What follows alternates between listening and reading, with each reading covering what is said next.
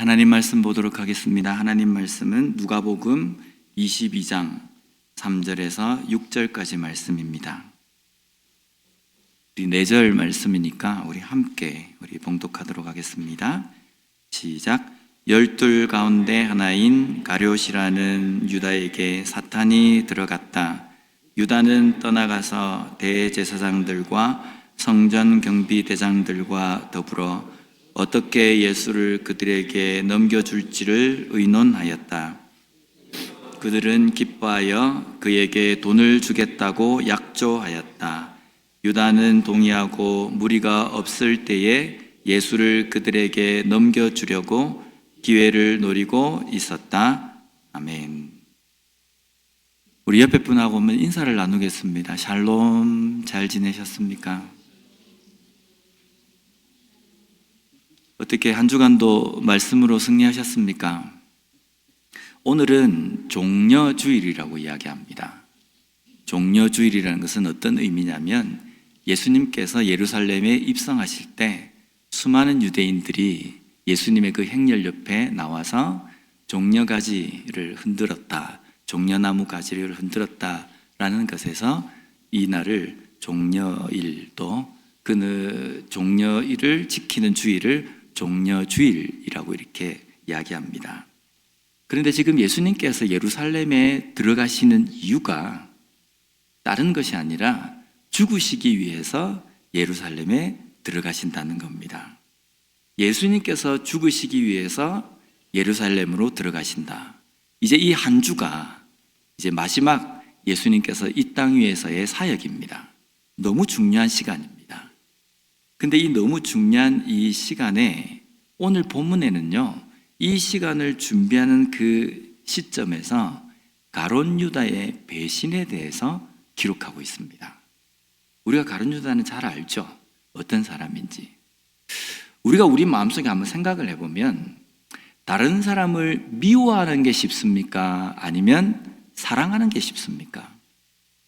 누군가가 나를 미워하고 나에게 섭섭하게 대한 사람들을 오히려 같이 미워하는 게 쉽습니까? 아니면 그럼에도 불구하고 그 사람을 용서하고 사랑하는 게 쉽습니까?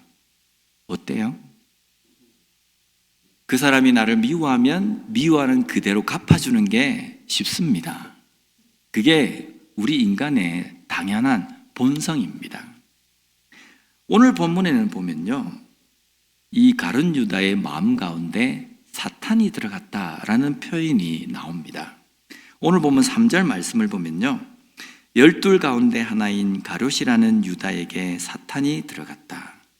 유다에게 사탄이 들어갔어요. 사탄이 들어가면 유다 마음 가운데에 어떤 마음을 품게 되겠습니까? 사탄이 마음속에 딱 들어갔는데, 야, 이제부터 내가 누구든지 내가 사랑해야지, 내가 지금부터 누구든지 내가 용서해야지, 이런 마음이 생길까요? 아니면 사탄이 마음속에 들어가면 내가 저 사람을 미워해야지, 내가 저 사람을 어떻게 해서든지 처치를 해버려야지, 이런 마음이 마음속에 생길까요? 사탄이 마음에 들어가면 마음속에 품는 것은 분명히 악한 것입니다. 저 사람을 어떻게 하면 내가 끌어내릴 것인가, 저 친구한테 내가 어떻게 하면 내가 복수할 것인가, 이런 마음이 사탄이 마음속에 들어오면 드는 생각일 겁니다. 그런데 여기서 우리가 잘 한번 생각해야 될 부분이 있습니다. 내가 저 사람이 밉다, 사탄이 마음속에 들어오면 그런 마음이 생기겠죠. 내가 저 사람에게 원수를 갚아야지, 사탄이 들어오면 그런 마음을 품습니다. 아, 내가 좀 게을러야지, 내 편한 대로 살아야지, 내 고집대로 해야지, 화가 나니까 화를 내야지, 이런 것들이 사탄이 들어오면 생기는 마음이라는 겁니다. 그런데 지금 사탄이 들어오면 생기는 이 마음이 우리가 전혀 지금까지 살아오면서 마음속에 드는 생각이 아닙니까? 자주 드는 생각입니다. 누군가가 미워지기도 하고요, 내 편한 대로 살고 싶고요, 화가 나면 화를 내고, 나를 화나게 하는 친구는 같이 멱살을 잡고 싸우고 싶고, 나에게 어떤 문제를 일으킨 사람에게는 반드시 복수를 하고 싶고, 이게 우리가 살아오면서 일상적으로 품는 마음이라는 겁니다. 어쩌면 지금 이 자리에서도 그 마음을 품고 있을 수도 있어요. 그러면 우리의 마음속에 누가 있다는 말입니까? 사탄이 있다는 겁니다. 우리 마음속에 사탄이 들어와서 우리로 하여금 좋지 못한 생각을 하게 만들었다라는 겁니다.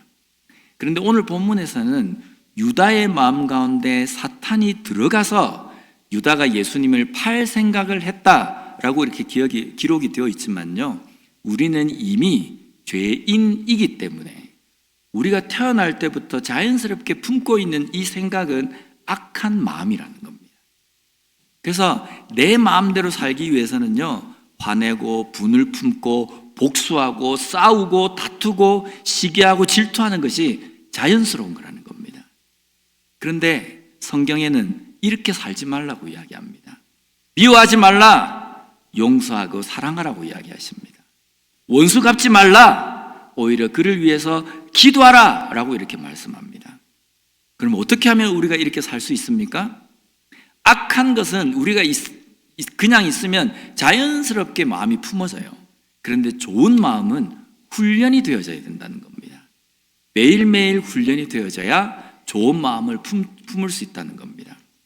한국에 가면 PC방이라는 게 있습니다. PC방에 들어가면요, 요즘 환경이 너무 좋아졌어요. 잠까지 잘 수 있는 PC방이 있습니다. 거기 가면 최신식 컴퓨터가 쫙 비치가 되어 있어요. 그리고 그 안에 들어가면 최신 게임 프로그램이 쫙 깔려 있습니다. 거기에서 앉아서 버튼 하나만 클릭하면 그 카운터에서 음식까지 다 가지고 와요. 비빔밥, 육개장, 불고기 누르면요, 다 갖다 줍니다. 먹으면 치우고요. 음료수, 팥빙수까지 다 배달이 됩니다. 그런데 거기에는요, 한번 들어가면 저녁에 들어가서 밥까지 다 주고 잠까지 다 잘 수 있으니까 밤새도록 새벽이 될 때까지 게임을 합니다. 사람들이. 재밌겠죠? 하루 종일 밤새도록 24시간을 잠을 자지 않고 게임하는 것 때문에 게임 중독이 생길 수도 있어요. 그런데 그 사람들은 피곤한 줄 모릅니다. 우리 친구들은 거기 가고 싶죠? PC방에 들어가서 24시간을 주는 밥 먹으면서 계속 게임을 하면 얼마나 좋겠어요. 그죠? 그런데 만약에 성경방이라는 게 있다고 우리가 가정을 한번 해봅시다. 이 성경방에 들어가면요, 최신식 성경책이 구비가 쫙 되어 있어요. 그리고 활짝 큰 성경책도 있습니다. 우리 어르신들은 작은 글자를 잘 못 보시니까 엄청나게 큰 글자로 되어 있는 성경책도 구비가 되어 있습니다. 환경이 너무 좋습니다. 거기에서 24시간 성경을 보라면 거기에 가실 분이 있으십니까? 저부터도 가기 힘들 것 같아요. 24시간을 성경책을 본다고? 아무리 최신식 성경책이라고 하더라도 그걸 내가 어떻게 보지? 분명히 그럴 겁니다. 그러나 좋은 것은 분명 우리에게 훈련이 필요하다는 겁니다. 게임을 하고 내 마음대로 내가 하고 싶은 대로 하는 것은요, 24시간을 해도 지루하지가 않아요. 그러나 내 것을 포기하고 내가 양보하고 내 성격을 죽이면서 살아가는 선한 삶은 불편하고 힘들기 때문에 분명 내 삶에 훈련이 필요하다는 겁니다. 이 훈련이 되어지지 않으면 우리는 절대로 선한 것을 선택할 수도 선한 삶을 살 수도 없다는 겁니다.